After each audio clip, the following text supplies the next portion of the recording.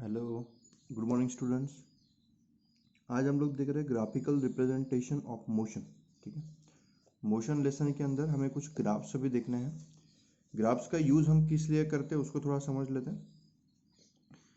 Line graph shows dependence of physical quantity such as distance और velocity और another quantity such as time. इसका मतलब क्या हुआ कि जो हम लोग ग्राफ शो करते हैं उस ग्राफ का क्या वर्क होता है, डिपेंडेंस शो करना एक क्वांटिटी का दूसरी क्वांटिटी के ऊपर। समझ में आ रहा है? जैसे फॉर एग्जांपल आप बोल सकते हो कोई एक वर्क आपको करना है। ठीक है, सवेरे आपने कोई काम करना शुरू कर लिया, 1 घंटे में आप कुछ ना कुछ वर्क करोगे। 2 घंटे बाद वर्क थोड़ा और ज़्यादा हो जाएगा, 3 घंटे बाद वर्क और ज़्यादा हो गया। मतलब टाइम बढ़ते जा रहा है तो साथ में आपका वर्क भी इंक्रीज होते जा रहा है। आ रहा है आपको समझ में? तो उसी तरह से हर एक क्वांटिटी जो है वो दूसरी एक क्वांटिटी के ऊपर कुछ ना कुछ डिपेंडेंस उसका होता है। या तो वो उस पहली क्वांटिटी के साथ इंक्रीज होते जाएगी या फिर पहली क्वांटिटी के साथ दूसरी क्वांटिटी डिक्रीज होते जाएगी, है ना। तो इस डिपेंडेंस को शो करने के लिए हम लोग ग्राफ्स का यूज करते हैं। ठीक है, तो सबसे पहला हमें ग्राफ जो देखना है वो देखना है डिस्टेंस और टाइम का। तो ये एकदम सिंपल ग्राफ आपको समझ में आना चाहिए। जैसे एक एग्जांपल यहाँ पे दिया हुआ है, समझ लो अभी आपने स्टार्ट किया, मतलब आप 0 पोजीशन पे हो, कुछ भी टाइम आपने कंज्यूम नहीं किया है और आप अपनी जगह पे रुके हुए हैं। फिर क्या हुआ, 2 सेकंड के बाद आपको देखा तो आप 1 मीटर के डिस्टेंस पे पहुंच चुके थे। फिर 4 सेकंड के बाद आपको देखा तो आप 4 मीटर के डिस्टेंस पे पहुंच चुके थे। 6 सेकंड के बाद में देखा तो आप 9 मीटर के डिस्टेंस पे पहुंचे थे। 8 मीटर पे 16 पे पहुंच चुके थे। 10 पे 25 पे पहुंचे थे। और 12 सेकंड के बाद जब मैंने देखा तो आप 36 मीटर के डिस्टेंस को कवर कर चुके थे। तो यहाँ से हमें क्या पता चल रहा है, जैसे जैसे यहाँ पर टाइम बढ़ते जा रहा है वैसे वैसे आपने जो डिस्टेंस कवर किया है उसकी वैल्यू भी इंक्रीज हो रही है। समझ में आया आपको? तो यहाँ पर आपसे ये तो आपको बात समझ में आई कि डिस्टेंस जो है वो टाइम के साथ क्या होता है, बढ़ता है। ठीक है, बट इसमें दो तरह के ग्राफ हमें देखने हैं। एक ग्राफ है जो है यूनिफॉर्म स्पीड वाला। यूनिफॉर्म स्पीड क्या होती है वो हमने देखा था। इफ एन ऑब्जेक्ट और vehicle cover equal distance in equal interval of time, मतलब सेम टाइम पीरियड के अंदर ऑब्जेक्ट ने सेम डिस्टेंस कवर किया तो हम उसको क्या कहते हैं, यूनिफॉर्म स्पीड, है ना। तो देखो यहाँ पर यूनिफॉर्म स्पीड को शो करने के लिए हम लोग किस तरह से शो करेंगे, तो देखो यहाँ पे इसमें इस तरह से एक डायग्राम उसने बना के दिखाई है।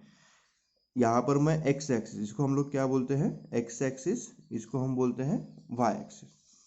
एक्स एक्सिस के ऊपर हमने हमेशा क्या लेना है, टाइम। ठीक है, अगर जब भी आप डिस्टेंस टाइम का ग्राफ लो या फिर कोई भी ग्राफ आप टाइम के साथ अगर ले रहे हो तो टाइम आप मोस्ट ऑफ द टाइम कहाँ पे लेते हो, एक्स एक्सिस। तो देखो यहाँ पे इसने टाइम लिख दिया 0, 20, 40, 60। मिनट में हो सकता है, सेकंड में हो सकता है, यहाँ पे इसने मिनट में लिया हुआ है। ठीक है, तो आपके प्रॉब्लम के अंदर किस तरह से दिया है उस हिसाब से आप इसको मिनट में लो या फिर सेकंड में ले सकते हो। तो देखो यहाँ पर आप देख सकते हो 20 मिनट के अंदर उसने कितना डिस्टेंस कवर किया है। तो यहाँ पे आपको ये डिस्टेंस यहाँ पे चेक कर सकते हो।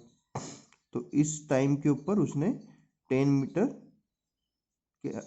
किलोमीटर के आसपास डिस्टेंस कवर किया है। इस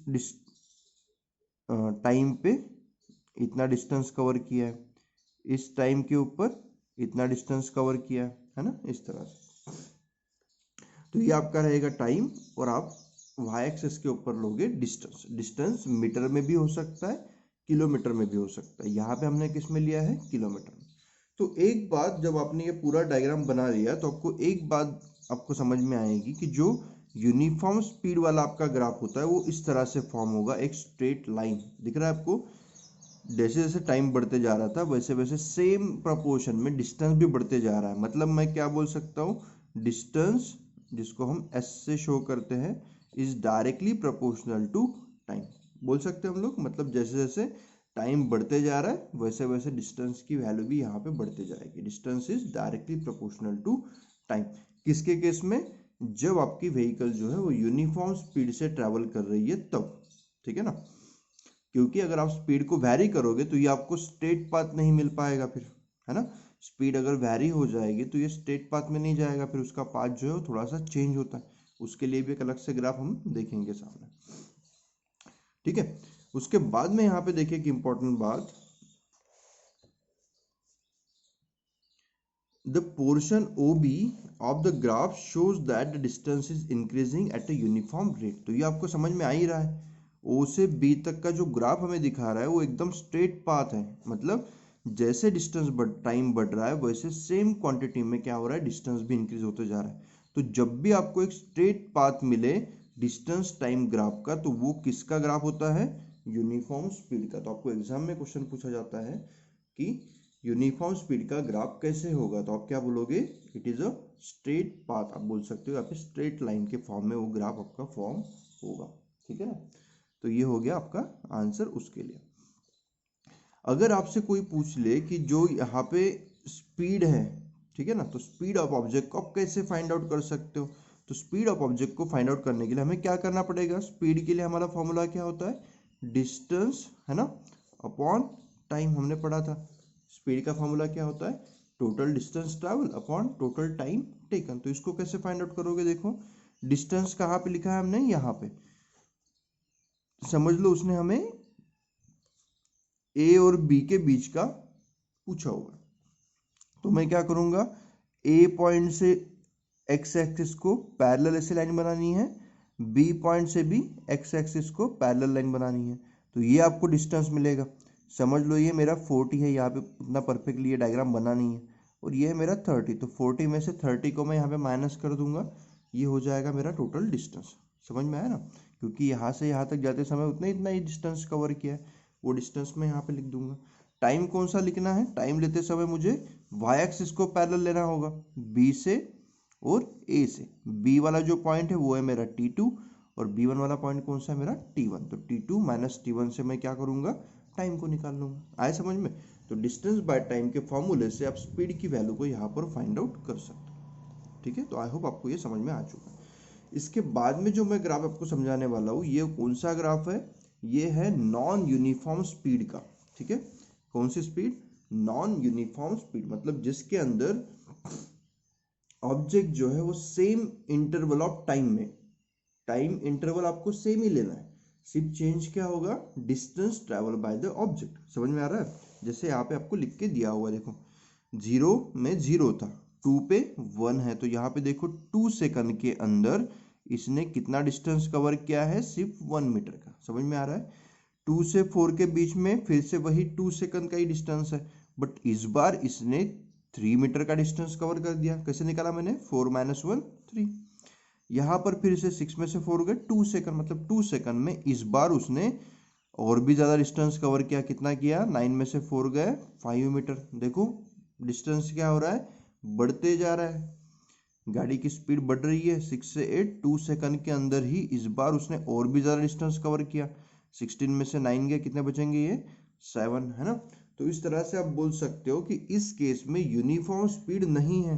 यूनिफॉर्म स्पीड कब बोलता, अगर मैं यहाँ पे हर जगह पे 1 1 1 1 मिलता, 3 3 3 मिलता, 2 2 2 मिलता, जो भी है, जो भी क्वांटिटी मिले, अगर वो सेम मिले डिस्टेंस के केस में, तभी आप उसको क्या बोलते हो, यूनिफॉर्म स्पीड। बट यहाँ पे ये वैल्यू क्या हो रही है, चेंज हो रही है, मतलब ये कौन सा होगा, नॉन यूनिफॉर्म स्पीड, है ना।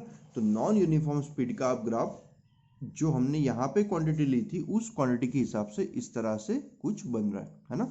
तो ये स्ट्रेट पाथ है क्या, नहीं, it is a curve path, ऐसा आप बोल सकते हो, ठीक है।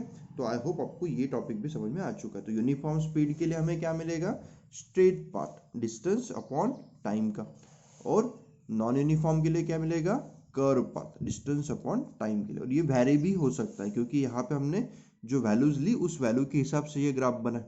बट कभी कभी हो सकता है स्पीड बढ़े, कभी कम हो, बढ़े कभी कम हो, तो उस तरह से एक जिगजैग लाइन भी यहाँ पे बन सकती है।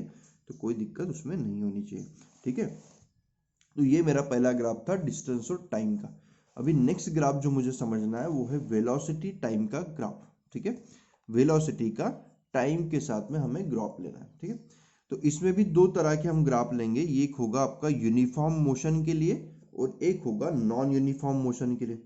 यूनिफॉर्म मोशन का मतलब क्या होता है, जैसे मैंने वहां पे देखा डिस्टेंस टाइम ग्राफ के केस में यूनिफॉर्म स्पीड मतलब distance covered by an object, equal distance covered by an object in equal interval of time, मतलब सेम डिस्टेंस और कवर कर रहा था हर टाइम इंटरवल के अंदर। वेलोसिटी का मतलब क्या होता है, वेलोसिटी टाइम ग्राफ, इसमें आपको स्पीड दिखनी है ना। इसमें आपको क्या देखनी है, स्पीड, ठीक है। मतलब वो आप बोल सकते हो कि हर टाइम पीरियड के अंदर जो उसकी स्पीड होगी वो सेम होगी, ठीक है। तो उसको शो करने के लिए मैं इस तरह से आप ग्राफ शो कर सकते हो। डिस्टेंस तो था वो तो बढ़ते जाएगा, जैसे आपने देखा कि 0 के लिए 0 था, 2 के लिए 1 हो गया, 4 के लिए 4 हो गया, 6 के लिए वो 9 तक हो जा चुका था। बट इस केस में डिस्टेंस बढ़ेगा बट स्पीड थोड़ी ना बढ़ेगी। जैसे फॉर एग्जांपल मैं आपको बताऊंगा, यहाँ से मैं नागपुर जा रहा हूँ और एक यूनिफॉर्म स्पीड से गया, फॉर एग्जांपल मैंने 60 किलोमीटर पर आवर की स्पीड से मैं गाड़ी लगातार चला रहा हूँ, तो डिस्टेंस तो कवर होगा, मतलब 0 से मैं 80 किलोमीटर 70 किलोमीटर जो भी डिस्टेंस है वो कवर होते जाएगा। बट स्पीड मेरी हमेशा सेम ही रहेगी, मतलब मैं हमेशा एक सेम कांस्टेंट स्पीड से गाड़ी को चलाता रहूंगा। समझ में आया आपको? मतलब स्पीड जो होती है वो यूनिफॉर्म मोशन की केस में आपको कांस्टेंट मिलेगी। तो यहाँ पे आपका जो ग्राफ बनेगा वो एक स्ट्रेट पाथ बनेगा but parallel with x axis. समझ में आया आपको? क्योंकि टाइम जो है वो बढ़ेगा, 0 से 1 हो गया, 1 से 2 हो गया, 3 हो गया, 4 हो गया, 1 घंटा 2 घंटे 3 घंटे 4 घंटे इस तरह से। बट जो स्पीड है वो आपने कोई भी चेंज नहीं की, स्पीड आपकी एकदम सेम है। आप बिल्कुल 40 किलोमीटर पर आवर की स्पीड से लगातार चलते जा रहे हो, तभी आप उसको क्या बोलोगे, यूनिफॉर्म मोशन। समझ में आपको? मतलब जहां पे स्पीड आपको सेम मिले, कांस्टेंट मिले टाइम के साथ, तब आप उसको क्या बोलते हो, यूनिफॉर्म मोशन। समझ में आया? अभी आपको डिस्टेंस निकालने का हमारा क्या फॉर्मूला होता है, distance is equal to speed into time.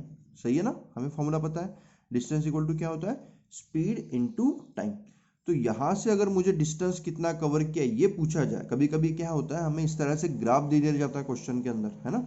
आपके एग्जाम पेपर में आपको इस तरह से ग्राफ दिया जाएगा और वो आपसे पूछेंगे कि यहाँ पे इसने कितना डिस्टेंस कवर किया है, तो ये डिस्टेंस कैसे निकालोगे। डिस्टेंस निकालने का फॉर्मूला क्या है, स्पीड इनटू टाइम। तो उसको निकालने के लिए आप क्या करोगे, ये जो इसके अंदर एरिया हमें दिख रहा है इस एरिया को हमें निकाल देना है ना। तो AC अभी बोल सकते हो स्पीड इज इक्वल टू, यहाँ पे displacement is equal to AC into CD, जो हमने देखा स्पीड इंटू टाइम उस तरह से। तो यहाँ पे देखो हमारे पास में दिया हुआ है एक रेक्टेंगल फॉर्म हो रहा है, तो रेक्टेंगल के लिए मैं स्पीड और टाइम कैसे निकाल सकता हूँ। देखो स्पीड के लिए क्या होगा, स्पीड तो मुझे डायरेक्ट यहाँ पे दिख रही है कितनी, 40, है ना। तो ये AC जो है वो स्पीड को शो कर देगा। टाइम को शो करने के लिए क्या करना पड़ेगा, इसमें से इसको माइनस करना पड़ेगा, D में से C को माइनस कर दोगे तो आपको टाइम मिल जाएगा। मतलब CD आप यहाँ पे लिख सकते हो, उसका मल्टीप्लीकेशन करोगे तो जो भी आपका आंसर आएगा वो आंसर होगा आपका total distance cover by an object, ठीक है, in that given time period, है ना। तो इस तरह से आप वेलोसिटी टाइम ग्राफ शो कर सकते हो यूनिफॉर्म मोशन के लिए।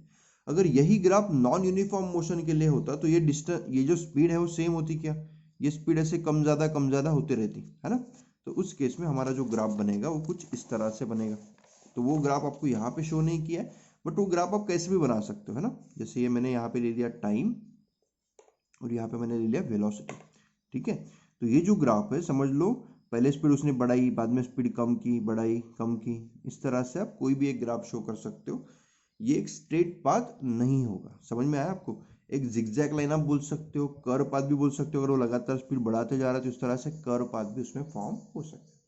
समझ में आया? तो ये आपका हो जाएगा नॉन यूनिफॉर्म मोशन के लिए। उसके बाद में हमें लास्ट के 2 ग्राफ देखने हैं, इतने देख लेते हैं, उसके बाद वाला टॉपिक फिर हम नेक्स्ट पीरियड में ले लेंगे। अभी यहाँ पे हम जो ग्राफ देख रहे हैं वो है वेलोसिटी टाइम, ठीक है। ग्राफ फिर से किसका है, वेलोसिटी टाइम का ही है, बट ये ग्राफ किसके लिए हम फॉर्म कर रहे हैं, यूनिफॉर्म एक्सेलरेशन। यूनिफॉर्म एक्सेलरेशन का मतलब क्या होगा, यूनिफॉर्म एक्सेलरेशन का मतलब ये होता है जैसे आप गाड़ी चला रहे हो, आपने क्या किया, यहाँ पे देखो हमें एक टाइम एक शो भी किया है, उसने एक सिंपल सा एग्जांपल दिया हुआ है, जैसे 0 सेकंड पे, मतलब अभी मैंने गाड़ी स्टार्ट की और 5 सेकंड के बाद मैंने देखा तो मैं 2.5 मीटर पर सेकंड की स्पीड से चल रहा था, ठीक है ना। तो ये मेरी स्पीड थी। 5 सेकंड के टाइम पे मैंने देखा कि मेरी स्पीड कितनी है, 2.5। 10 सेकंड पे मैंने देखा मेरी स्पीड कितनी है, 5 है। 15 पे देखा 7.5, 20 पे देखा 10, 25 पे देखा 12.5 और 30 पे देखा 15।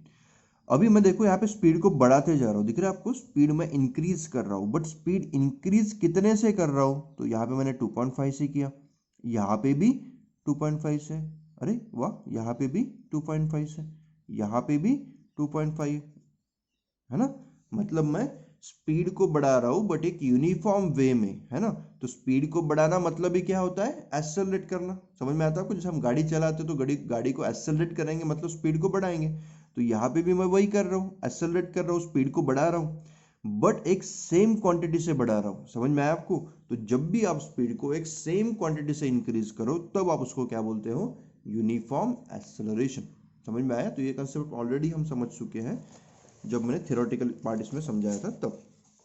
उसी को अगर ग्राफ पे शो करना है तो फिर से वही वेलोसिटी टाइम का ही ग्राफ बनेगा, बट इस बार वेलोसिटी लगातार इंक्रीज होती जा रही है ना, क्योंकि यूनिफॉर्म एक्सेलरेशन है। तो सेम टाइम पीरियड में सेम वेलोसिटी इंक्रीज होंगी। तो ये भी एक तरह से आपका क्या बनने वाला है, स्ट्रेट पाथ या फिर स्ट्रेट लाइन, जो इस तरह से आप इसको शो करोगे, है ना।